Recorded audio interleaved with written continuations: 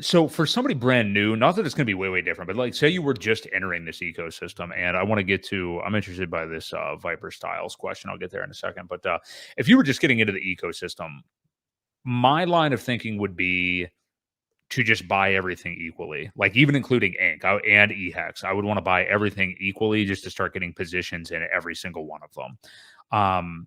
I'm curious if you differ from that, Ewok, because obviously Hex OGs like yourself or like a Crispy Man and stuff like that, you guys are such big advocates of staking Hex, obviously. So would you have more of a, and again, our poll question, which we can revisit right now, Hex leads the way, 40% of what people are wanting to DCA into the most right now, which actually kind of surprises me.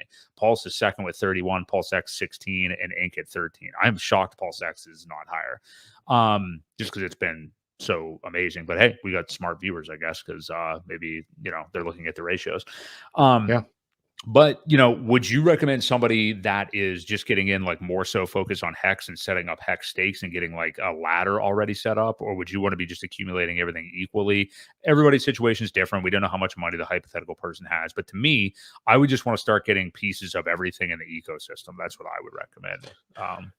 Well, when you realize that the Hex share rate, if you're into the staking and that's what you want to do is build a ladder. Excuse me. Sorry. We lost you. No, I muted. I know.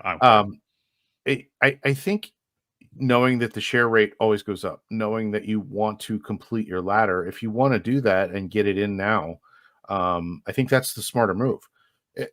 Again, everybody's going to be a little different. Do you want a staking ladder? Do you even want to stake? Like, do you want to do long-term staking? Do you want a yearly ladder, a quarterly ladder? What do you want out of it?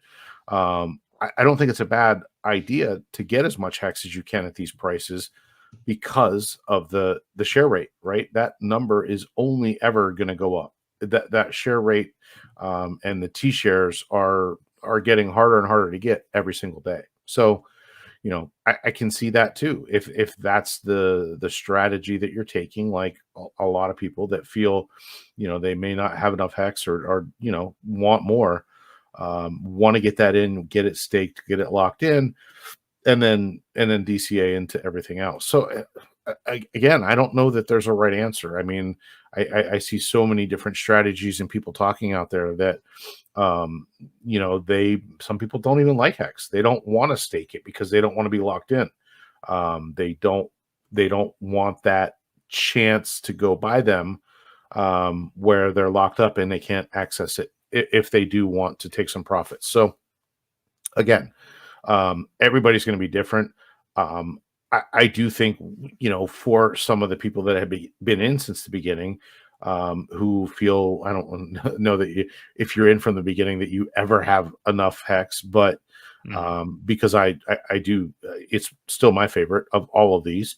I still want more. However, I feel the opportunity of all these zeros in front of these numbers aren't going to last long, at least for this cycle anyway. So getting these while you can and capitalizing on those while still ending some stakes and restaking the yield and the principal both, because at this point I don't want to get rid of any of it, so I'm just going to throw them out even further as far as my Hex goes and just continue to earn it. There's going to be a lot of people, and I think a lot of people forget the early end stakers are giving up so much of that big payday bonus. There's so much of that's going back to the stakers that are doing what they said they were going to do. I saw somebody earlier today or yesterday ended a stake. It wasn't crazy early, but it was early enough where they took quite a big penalty. I think they had sent 1 million Hex in, and it was almost up to 10 million in value with penalties and yield and everything like that. And they only got back maybe 500,000. So they took a substantial hit. But again, the people that are staked will get all of those penalties. Well, half of them anyway. So, you know, I don't know. I think people still underestimate it and may still not quite understand what it is. As the finished product, it's different. It is special in its own right, and this whole ecosystem was kind of designed to support it. So we Yeah. can't forget that. But again, some of these low levels, I don't know that we'll see them come back again in the next cycle lows or what it may be. Hard to say. Hard to say what it would bottom back out at after we get a bull run, but you may not get another chance. Yeah.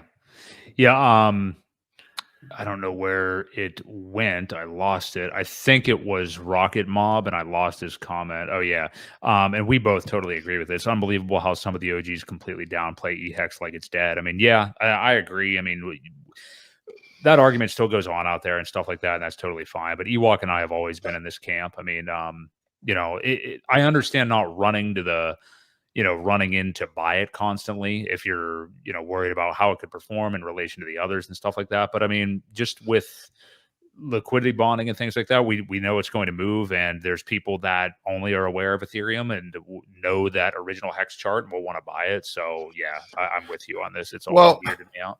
This comment is basically the people that downplay it like EHEX is dead are the ones that sold it. Usually that's how it goes. They put all their eggs in one basket, decided to sell it and buy all PHEX. So that's what people don't talk good about things they no longer have. And I think that's, you're going to see that anywhere. I'm not going to talk fantastic about things that I'm not holding because that's just why would I pump somebody else's bag, right? I mean, it's nature, it's human nature to talk about the things that we have. We want them to do well, obviously, so we can do well. So I think that's what you see Rocket Mob a lot of times is the ones that downplay it, made a bet, and they again put all their eggs in one basket and sold their EHEX, and now they don't care. They want everybody else to do the same, so that they can be right. So yeah, no, I agree with you. This one's a little off topic. I mean, it's relating to what we're saying, but like with stuff not in PulseChain. So Viper Style says, would you do the same split if you flip coin names to BTC, ETH, Uniswap, and Doge? Like basically treating it like it's the PulseChain ecosystem, or like how would we split up that fund? I mean, it's an interesting question because obviously I don't think either of us would invest in any of these. But I mean, if I were looking at these tokens, I wouldn't even own BTC or Uniswap. I mean, I if these were my options to pick from, I would own ETH and Doge probably. And I'd probably just do like 50-50 or something like that. Because yeah, I wouldn't even go 50-50. I would think I would be very heavy probably in ETH, maybe 60-40 or even 65-35. ETH heavy, because I still think it's going to run. And I think, I think Ethereum is still going to probably outperform Doge. It almost got to $1 last cycle. Will it this time? Well, it depends. Will Elon talk about it? Will certain people talk about it that aren't at this time? That's something you just really don't know who's going to pump what. So I think Doge will do just fine. It's survived, all the cycles and still going. Uniswap doesn't have, so when you compare Uniswap to PulseX, it doesn't have the same features as PulseX. It's just a duct tape token that doesn't do anything. It does nothing. PulseX actually buy and burns itself, so it adds its own buy pressure to itself essentially. So I don't think that it's fair to compare that, but I do get what your question is completely. But that's one reason why I wouldn't buy Uniswap. And I think, at this point to buy BTC, we've missed out on so many gains if you're just now buying to get maybe a 2 or 3x. Just don't think the risk reward is worth it at this point. So that's kind of my take on these. Yeah, you could really be staring only a 2x in the face with Bitcoin, honestly, right now, which is scary. Yeah. And how funny is it that we would invest in ETH over Uniswap? Like that's so funny because it is an altcoin. Like the Uni token is an altcoin. Now it's only good for governance, which is basically, wipe your ass with that. But it's just crazy. Like you would think something like that, you would like it's more risky than Ethereum. It'll probably do better, and we still don't even want it. So yeah. What does that say about it? Well, after what they did to the Hexicans and to show how decentralized they really are not. Right. Yeah. I wouldn't support it. And all these things kind of play a part in the decision making for when you pick coins. People remember what other people did, founders, creators, things like that.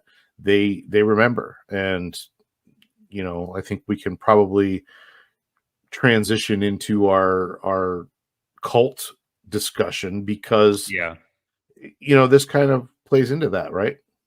Yes. Interesting here, NJW. Yeah, you're right. Doge, if Doge was the replacement for Ink in his comparison, I don't think that was probably, I guess maybe take out Ink and make it Teddy Bear or PDI or Sure. HOA or whatever you want to make it. But that was an interesting exercise anyway. Yeah.